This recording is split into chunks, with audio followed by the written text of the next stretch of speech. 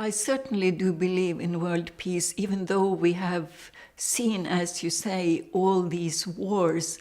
And throughout last century, we had World War I and World War II, and some would also say that we had a third World War.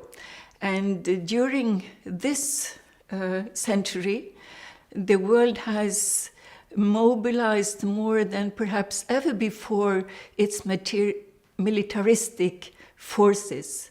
The world is presently spending $1.7 trillion a year for military, whilst according to UN figures, only some 10% of these resources would be enough to meet all the Millennium Development Goals that governments have agreed to around the world.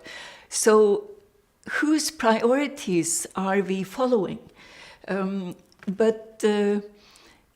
Lately, there has been, perhaps for the first time in a long time, a people's reaction against war. There is a tiredness of war. We saw it just recently in relation to Syria. The parliament in England said no. There is a search for diplomatic contacts between the parties.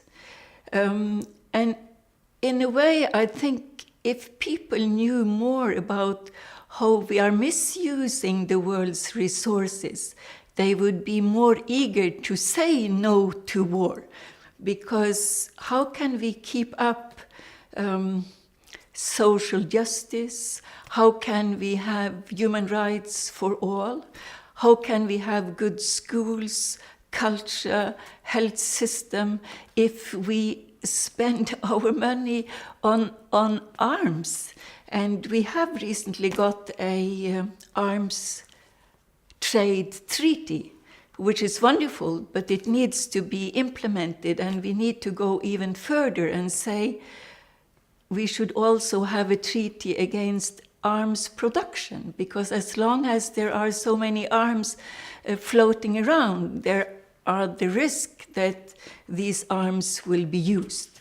But I believe in most people wanting to have peace in their daily life, peace in the family, peace in the street, peace in their workplace, peace in their close environment, and peace on the world basis. And when we understand that we cannot just point at the others as the bad guys and think that we are the only exceptions, being the good guys, when we stop pointing at each other and instead start cooperating and use the UN. We have gotten, after the Second World War, the UN, which says no more war.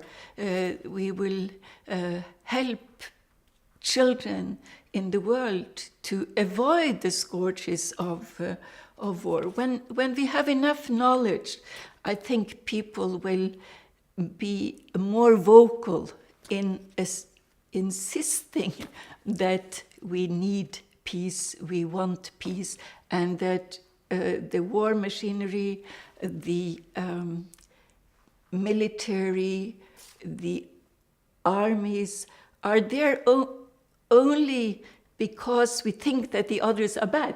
If we think that the others are good and we need to get to know them and cooperate with them, we will have world peace, culture of peace.